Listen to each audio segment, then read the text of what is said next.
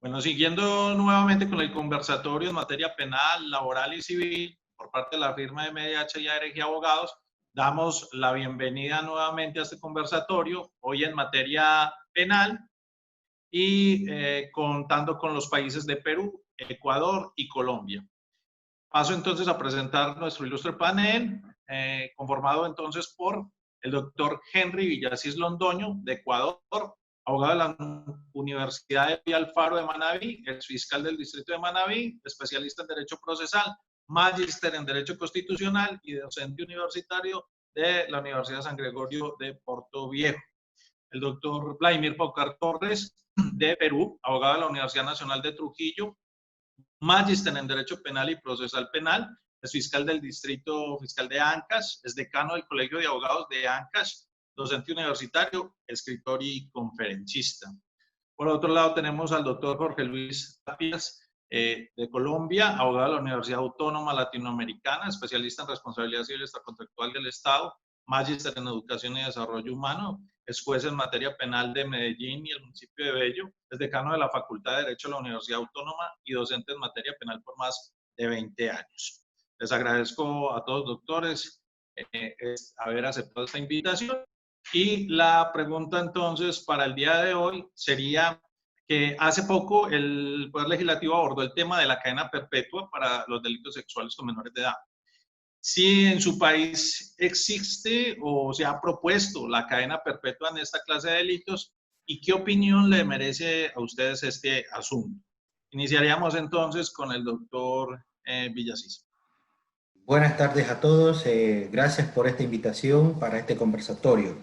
Siendo puntual en la pregunta que me haces, hay que hacer un poco referencia en algunas cuestiones en el contexto nacional. En nuestra legislación en Ecuador contempla en el Código Orgánico Integral Penal una pena máxima de 40 años, no más. Eso significa que por ahora ningún delito puede superar los 40 años. Solamente hasta esa cantidad de tiempo, dependiendo y si es que llega con los agravantes que se puedan probar en un proceso penal. Pero también es verdad que justamente hace unos meses atrás, a finales del 2019, por este tema de grupos feministas, grupos prohumanos, pro vida, familia, intentaban realizar que la pena para los delitos sexuales suban de pena e incluso que se genere un tema de un banco de datos de agresores, ir a ciertos lugares a trabajar, por ejemplo, un agresor sexual que no vaya a una escuela a dar clases, por ejemplo, ¿no? Entonces, obviamente eso fue un debate muy álgido, muchas posiciones, muchas tendencias, y no se logró aprobar, no se logró establecer una cuestión positiva para ese aumento de penas. Ahora, la pregunta que radicaría aquí es cuál es la visión que tiene el Estado ecuatoriano en torno a la sanción penal. Y pues nuestra Constitución establece que toda sanción tiene como objetivo fundamental la educación, rehabilitación, reeducación de una persona que ha sido sentenciada. Entonces les da una oportunidad. El Estado ecuatoriano no descarta a la persona que ha cometido un ilícito. Y en mi tema personal es que pues mi criterio basado en temas de prevención, en temas eclécticos, en reforma de la pena, yo creo que el aumentar drásticamente una pena no va a eliminar el delito. O sea, el delito siempre va a existir. El hecho de que se suban las penas no es un indicativo de que sexuales se extingan. Por lo tanto, debería haber otro tipo de medidas que nos permita abordar este tema de prevención y de rehabilitación también. Gracias, doctor Villasís. Seguimos entonces con el doctor Vladimir Paucar. Decía muy buenas tardes a todos y gracias también por la invitación. Tema puntual respecto al Perú. Nosotros tenemos un código penal del año 1991 en la cual se establecía una pena de privativa de libertad de carácter temporal, es decir, mínimo 2 días y una máxima de 35 años. Pero esta ha sido modificada a través del tiempo, tal es así que ahora las penas privativas de libertad en el Perú son temporales y es una de cadena perpetua. Es decir, nuestro Código Penal regula y establece la cadena perpetua y las penas temporales siguen siendo de 2 días a 35 años. Bueno, se hicieron muchas críticas respecto a este tema, pero vayamos específicamente en el tema de violación sexual de menores de edad. Nuestro Código Penal, respecto al tema de violación sexual, tiene un tipo penal básico, que es el artículo 170, la violación sexual genérica, cuya pena es de 14 a 20 años, y con algunas circunstancias agravantes, que sea más de 2 personas, que sea realizado por miembros de las Fuerzas Armadas, policía, la pena sube de 20 a 26 años. Pero específicamente en el artículo 173 regula lo que es la violación sexual respecto a menores de edad. Y cuando hablamos de menores de edad en nuestro país, menores de edad es aquellas personas menos de 14 años. Es decir, de 14 años para arriba son personas que sí tienen esa libertad sexual de poder ejercer libremente su sexualidad. Y las menores de 14 años no tienen eso y se protege su identidad sexual. Respecto a este tema, vamos a ser sinceros, nuestro país ha tenido 9 modificaciones respecto a este tipo penal. Tal es así que la última modificación, que es a través de la ley 30.838 del 4 de agosto del año 2018, ha establecido que cuando se practica un acto sexual contra una menor de edad, la pena es de cadena perpetua. Es decir, nosotros sí hemos regulado el tema de la cadena perpetua, pero esta última norma tiene antecedentes porque ha habido 2 leyes anteriores que también tipificaban y sancionaban este hecho con cadena perpetua. Por ejemplo, el decreto legislativo 896 del 24 de mayo de 1998 establecía la cadena perpetua cuando tenían un acto de violación sexual con menores de 7 años. La ley 27.507 del 13 de julio del año 2001 también establecía la cadena perpetua cuando era menor de 7 años. La ley 28.704 del 5 de abril del año 2006 también regulaba esa misma circunstancia y el día de hoy ya no hace la diferenciación de edades, basta que sea una menor de 14 años y la pena a imponerse es de cadena perpetua. Se hicieron muchas críticas respecto a este tema por un tema de inconstitucionalidad, a lo cual hace rato nuestro amigo el doctor Villasís también hacía referencia. Si nuestra constitución política del Estado establece que el fin de la pena es resocialización, etcétera, etcétera, reeducación, la rehabilitación, ¿cómo obtener ello si hay una cadena perpetua? Era un primer cuestionamiento. En base a ello, el Tribunal Constitucional emitió un pronunciamiento y dijo, si bien es cierto la cadena perpetua por regla general o per se tendría que vulnerar esa parte de la Constitución y sería inconstitucional, pero para darle una salvedad a esta ley, ha establecido en el Código de Ejecución Penal, en el artículo 59A, todas aquellas personas que están condenados con una pena de cadena perpetua, que cuando cumplan 35 años de pena, pueda revisarse de oficio o a petición de parte y el juez a través de una audiencia puede dar por cumplida la sanción y lógicamente no se estaría cumpliendo la cadena perpetua. Pero esa es una salida a efectos de que per se este tema de la cadena perpetua que no estaba regulado al inicio de nuestro Código Penal no sea declarado inconstitucional. Bueno, seguimos entonces con el doctor Jorge Luis Tapias. Muy buenas tardes, doctor Wilson, muchas gracias por esta invitación. Nuevamente saludar al amigo Vladimir, al amigo Villasís, por compartir este espacio. En efecto, en Colombia, el Código Penal colombiano, la ley 599 del año 2000, trae como pena máxima por un solo delito 50 años de prisión y para un concurso de conductas punibles hasta 60 años de prisión. No obstante, para el delito de acceso carnal violento o acceso carnal abusivo trae una pena máxima de prisión en tratándose de un delito de estos agravado hasta de 30 años de prisión. No obstante, en Colombia el tema de los delitos contra menores de edad, la verdad que todos hemos sido testigos de hechos de barbarie que rebasan o superan la lógica y los límites de que la razón humana puede tolerar.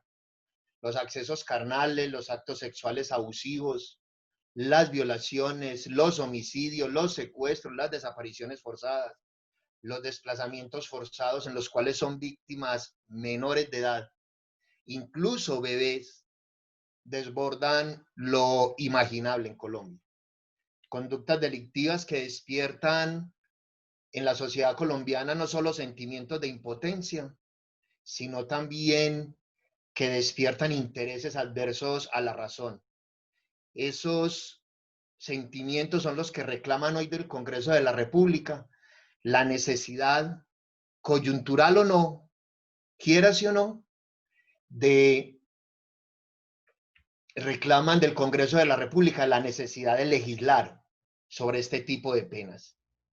Incluso hay quienes son de la postura que en lugar de incrementar las penas, que en lugar de hablar de una cadena perpetua, piden que se ofrezca, pero ya, en este momento, un análisis constructivo de política criminal que oriente el debate sobre la implementación o no de la cadena perpetua en Colombia. Actualmente en el Congreso de la República se encuentra en curso una reforma a la Constitución política que pretende permitir de manera excepcional la cadena perpetua, cuya iniciativa es otorgar una herramienta al Estado que permita avanzar en materia de política criminal hacia aquellos delitos considerados por la sociedad como inaceptables o delitos irracionales, cometidos por personas que o bien son reincidentes o en quienes la resocialización no ha sido exitosa. Sin lugar a dudas, estos temas tienen un alto componente de sensibilidad en la comunidad nacional, y si se revisa la historia reciente y lo que en el país ha sucedido en cuanto a este tipo de propuestas, podemos evidenciar una gran controversia en la sociedad y en espacios de debate que arroja sin discusión alguna un apoyo importante por una parte de la población, pero también hay detractores o contradictores autorizados que evidencian un gran dilema sobre esta materia. La tradición jurídico-política de Colombia supone que intentar tramitar este tipo de reformas a la Constitución no ha sido fácil, no es fácil en este momento y no va a ser fácil jamás, pues existen voces autorizadas que exponen dificultades a las que se tiene que enfrentar el legislativo. De un lado, resulta evidente que es necesario endurecer las penas, pero también hay quienes oponen resistencia a esa prisión perpetua, los mismos que opusieron resistencia cuando la Asamblea Constituyente del año 1991. Es importante resaltar o traer a colación que el Consejo de Política Criminal en Colombia emitió recientemente concepto favorable a ese proyecto de ley sobre cadena perpetua. Es decir, que ese proyecto que se encuentra en tránsito legislativo en el Congreso de la República, hoy en el Senado de la República, efectivamente tiene concepto favorable de ese Consejo de Política Criminal. Pero antes de continuar con esto, quiero que sepan ustedes quiénes hacen parte de ese Consejo de Política Criminal en Colombia. La ministra de Justicia y el Derecho, que es quien preside ese consejo, el presidente de la Sala Penal de la Corte, de la Sala de Casación Penal de la Corte Suprema de Justicia, el presidente de la Sala Administrativa del Consejo Superior de la Judicatura, el fiscal general, el defensor del pueblo, el ministro de Educación, el procurador general, el director de la policía, el director de la Dirección Nacional de Inteligencia y el director del Instituto Colombiano de Bienestar Familiar. Y adicional a eso, de esa comisión también hacen parte 6 congresistas de Colombia. Ahora, repito, ese proyecto de ley tiene el voto favorable de ese Consejo de Política Criminal. No obstante, dentro del Consejo, es decir, de esas personas que acabo de mencionar, hay unos que no están de acuerdo y otros que están de acuerdo. Veamos las razones que nos llevan a que quienes están de acuerdo y quienes no. Hablemos de los que están en desacuerdo, en contra de que se implemente la cadena perpetua en Colombia. Varios miembros del Consejo resaltaron que no se debe aprobar la cadena perpetua por una razón. Ese mismo Consejo de Política Criminal, 5 meses atrás, cuando existió otra propuesta de cadena perpetua en Colombia, había emitido concepto desfavorable. Entonces viene el Consejo y dice ahora, algunos miembros del Consejo, que emite sentido favorable y dice, pues ¿cómo vamos a emitir sentido favorable hoy si hace 5 meses nosotros emitimos sentido desfavorable? Eso no tiene presentación y le quita credibilidad al Consejo. Por lo tanto, entonces, no están de acuerdo con que apoye el Consejo de Política Criminal esa propuesta de cadena perpetua en Colombia. ¿Quiénes están en contra? El Defensor del Pueblo, el Consejo Superior de la Judicatura y el presidente de la Sala de Casación Penal de la Corte Suprema de Justicia. ¿Y qué argumento traen? Ellos vienen y nos dicen, abro comillas, en especial si se tiene en cuenta las condiciones de reclusión en nuestro país, que no ofrecen una real disponibilidad de resocialización. Es decir, que invocan situaciones de resocialización para que en Colombia no se implemente la cadena perpetua. Inclusive, vienen y nos dicen que en el anterior concepto ya se había dicho que una de las finalidades del Estado era la resocialización de los condenados. Que si se niega de manera absoluta ese aspecto, es decir, la posibilidad de resocializarse, la pena se vuelve desproporcionada y según la jurisprudencia internacional, constituye especial cuando se trata de concurso de conductas punibles, es igual a 60 años y que hablar que una pena de prisión en Colombia, ella podría constituir una cadena perpetua en la práctica. Entonces, ¿que para qué más de 60 años de prisión si eso ya es una cadena perpetua y más para un mayor de edad? Igualmente, dicen que temen que se implemente la cadena perpetua en Colombia, que porque se está tratando de implementar de manera excepcional, pero que conociendo el Congreso de la República de Colombia, esta se va a volver la regla general. Y que cuando en Colombia ellos vean que hay un delito grave o que afecte gravemente a algún bien jurídico, igualmente se va a implementar para otros delitos la cadena perpetua, entonces sienten temor.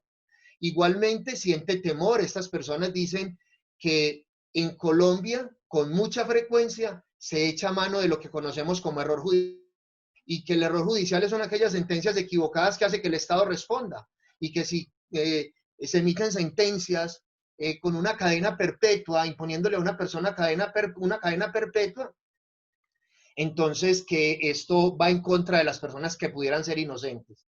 Adicional a eso, dicen que dicha pena sería ineficaz para impedir nuevos delitos contra menores. Estos, a grandes rasgos, incluso terminan diciendo que la cadena perpetua en Colombia sería un incentivo perverso para que el agresor tome medidas más agresivas o más, digámoslo así, perversas en contra de los niños, como que después de abusarlo, pudiera causarle la muerte. Repito, esas son las medidas que en Colombia se vienen planteando en contra de la cadena perpetua por parte de miembros del Consejo Nacional de Política Criminal. Ahora, quienes están de acuerdo con la cadena perpetua en Colombia para los delitos contra menores de edad, entonces, que es la gran mayoría de ese Consejo Nacional de Política Criminal, dicen que la cadena perpetua, que la implementación de la cadena perpetua no violaría el bloque de constitucionalidad. Dicen que Colombia adhirió a tratados internacionales que se encuentran ratificados y que por lo tanto en esos tratados internacionales no existe prohibición de la cadena perpetua.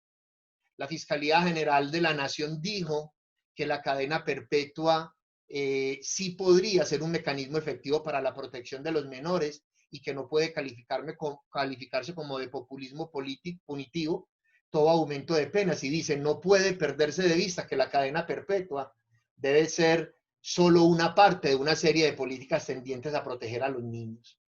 Finalmente, dicen que la pena para los delitos sexuales es muy pequeña a comparación de otros delitos en Colombia y que por lo tanto entonces no es concebible que delitos como el hurto calificado y agravado tenga pena de prisión de hasta 42 años y un delito sexual en Colombia tenga pena máxima hasta de 30.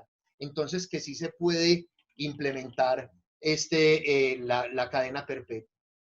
pero quiero dejar o contarles algo que resulta bien importante de cara a las opiniones en contra y las opiniones en favor de la cadena perpetua. El día martes... Jorge, antes de que hicieras esa parte, yo quisiera, para que no se perdiera la idea, preguntarle al doctor Vladimir algo. Es que vos me dejas por lo menos muy pensativo frente a esa posición. Si la cadena perpetua está ya establecida en Perú, si ya está establecida la cadena perpetua en Perú, ¿eso ha ayudado a disminuir estos delitos, Vladimir, allá en Perú? ¿O por el contrario, los ha aumentado? A ver, yo siempre he sido un convencido de que muchas veces se hace uso de algo muy fácil como es la ley, modificar la ley, incrementar penas, y tanto es así que incluso, más allá del tema de la cadena perpetua, y se establecieron proyectos y voces de implementar pena de muerte para los violadores, incluso se propusieron algunos proyectos respecto al tema de la castración química, ¿no? Para temas de violación sexual de menores. Para mí, yo soy un convencido que este es un tema de populismo, de un populismo penal. Y se echa mano muy fácilmente a la ley incrementando las penas como que si hay una cuestión de proporcionalidad o de relación directa para disminuir las penas. Y el día de hoy eso no es así. O sea, nosotros tenemos la cadena perpetua desde el año 1998. Y el tema de las violaciones sexuales e incluso de tocamientos a menores de edad se ha incrementado. O sea, las cárceles, como ya la otra vez hablábamos, al margen de la problemática de la sobrepoblación, las cárceles tienen una muy buena cantidad o un porcentaje elevado de personas procesadas o condenadas por delitos de violación sexual, donde lamentablemente incluso se ha flexibilizado el tema de la actividad probatoria para acreditar si se cometió o no un delito en el estándar que se crea, que se establezca de conocimiento de más allá de toda duda razonable.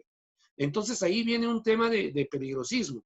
Tanto es así, y le comento un caso particular, tenemos y estamos viendo ahora la firma, a una persona de 85 años, tiene ahorita el problema del COVID, está en el hospital,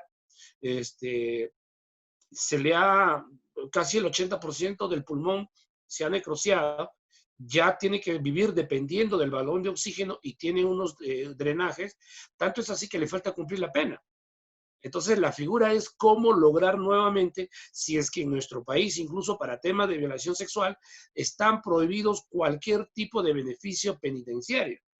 Entonces yo creo que la irracionalidad de este tema bajo el populismo penal no ha solucionado, y creo que en toda Latinoamérica somos conscientes que nunca ha solucionado el problema, porque no atacamos de raíz. Primero, en el tema de prevención general, ya sea positivo o negativo, no atacamos, o en el tema de una prevención especial de resocialización en las cárceles. Por eso yo vuelvo acá. Lógicamente que si nosotros damos un discurso en contra de la cadena perpetua o de la pena de muerte o de la castración química, de repente no vamos a ser bien vistos por este tema de sensibilidad, y la población, entiendo, es un tema muy sensible, es un tema que toca las fibras del ser humano, van a decir que más bien estamos apoyando a los violadores. Pero si vemos el tema de estadística y el tema de realidad, el incremento o la disminución de este tipo de delitos en incidencia no ha bajado, es la misma. Y las cárceles están sobrepobladas por mayor cantidad de personas por estos delitos. Entonces yo creo que lo que Colombia tiene que ver y analizar qué países tienen este tipo de sanciones y si le ha dado algún resultado, ¿no? Sí, es que ahí no, sería algo de nunca acabar, eso sería una discusión de nunca acabar, porque ahí estaríamos diciendo pues entonces que Estados Unidos sería un paraíso y es donde más se ha dado esta situación.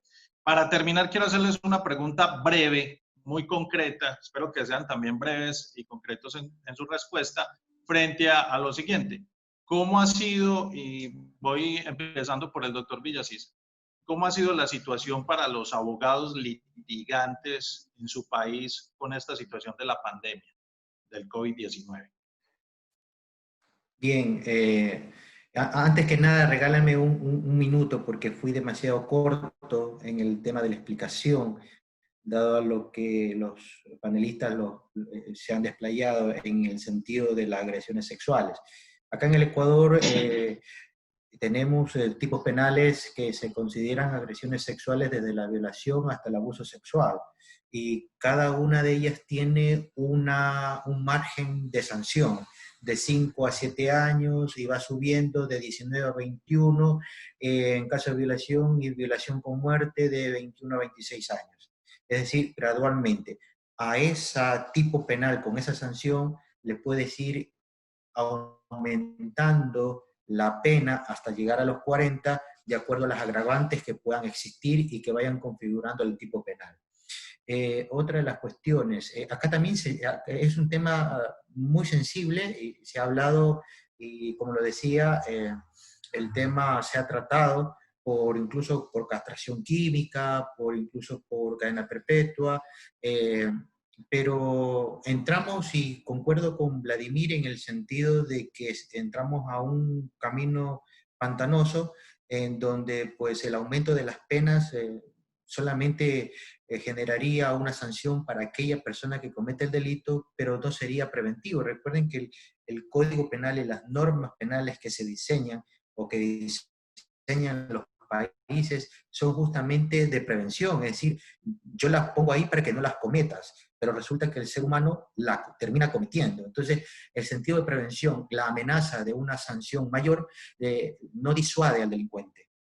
Yo creo y estoy convencido de que el hecho de que aumentes la pena no va a bajar el índice delincuencial, y menos en este tipo de delitos.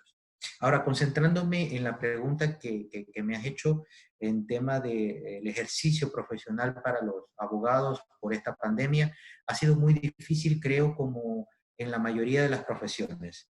Desde el 16 de marzo del 2020, Ecuador entró a una emergencia, un estado de excepción con un toque de queda, y que paulatinamente, de forma prorrateada, ha ido aflojando ciertas cosas.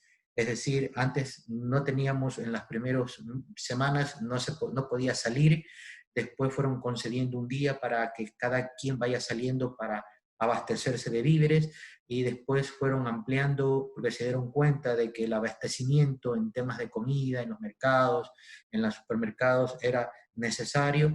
Fueron dando salvoconductos, y después se fueron dando salvoconductos a otras áreas.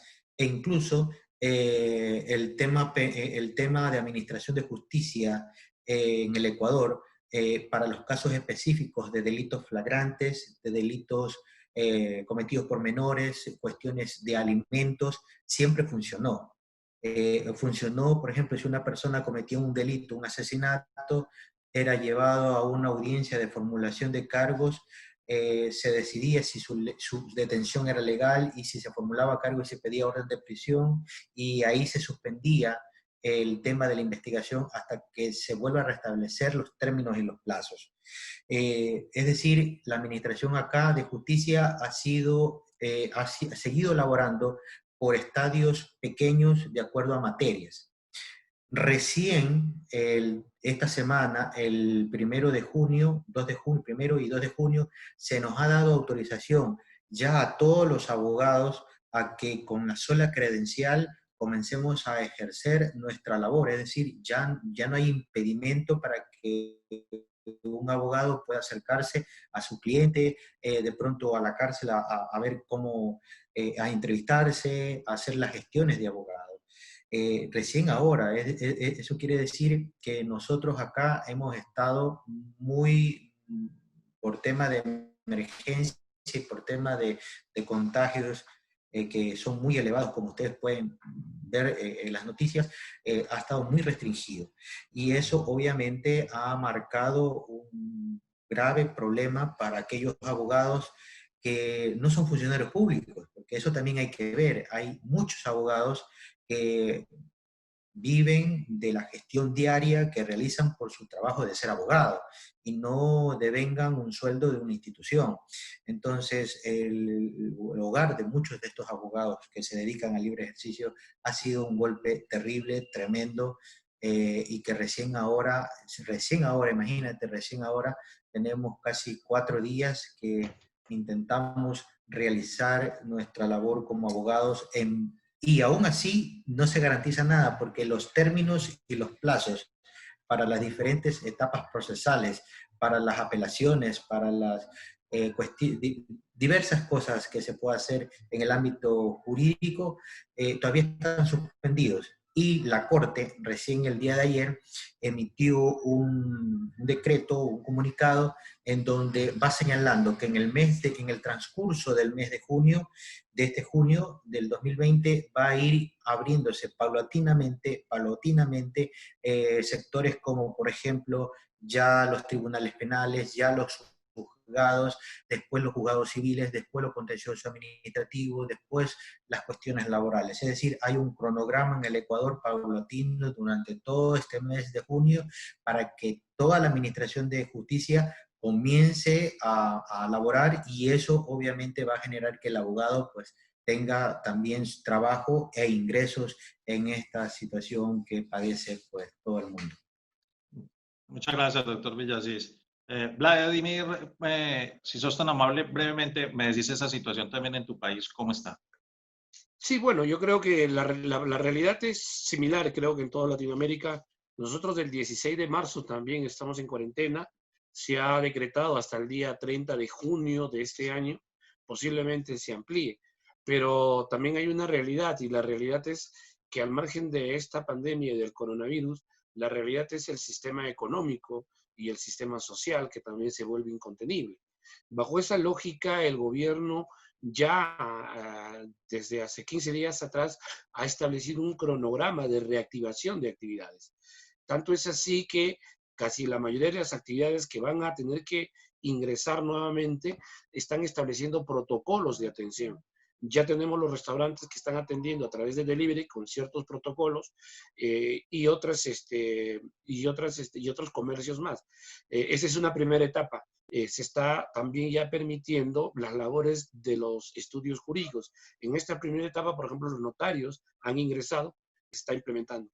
En ese sentido, también la Corte Suprema ha emitido resoluciones en la cual la primera quincena del mes de julio, los despachos judiciales van a trabajar, pero con ciertos protocolos y a puertas cerradas, para reprogramar todas las audiencias, y desde la otra semana, o sea, de la segunda quincena del mes de julio, se van a reactivar las audiencias vía mecanismos informáticos en Internet.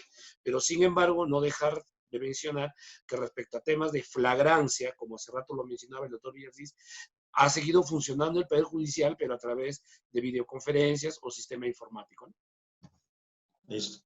Muchas gracias. Jorge, sos tan amable, entonces me das tu opinión de la situación que está viviendo.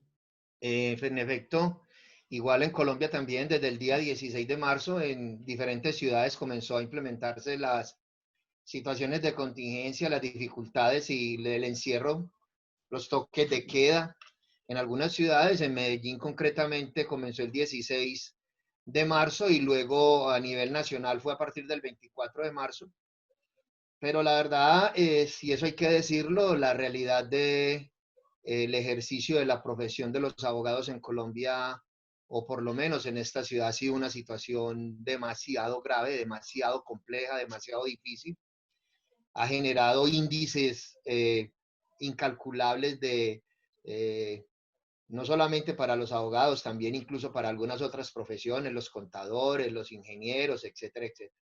Pero en Colombia, el abogado litigante que ejerce la profesión de manera liberal, que no tuviera otra actividad que le registrara algunos ingresos, la verdad que tuvo que haberla o debe estarla pasando muy mal aún hasta estos días. Y lo digo porque la situación es demasiado compleja, y aún cuando en Colombia, por decretos de la Presidencia de la República y algunos municipios, viene reactivándose la actividad comercial en algunos municipios, la verdad es que la Administración de Justicia no arranca. No arranca, el Consejo Superior de la Judicatura tiene suspendidos los términos, y salvo los casos excepcionales de las audiencias preliminares con personas capturadas en flagrancia y una que otra situación, que algunas salas, algunos juzgados, algunos despachos, tengo entendido que la sala laboral de la Corte Suprema de Justicia, el Tribunal Superior de Medellín acaba de notificarme una audiencia la semana entrante virtual, y algunos despachos que acceden a la virtualidad, pero son unos foquitos que ellos mismos lo vienen haciendo, porque la verdad es que la virtualidad no funciona en la justicia en Colombia.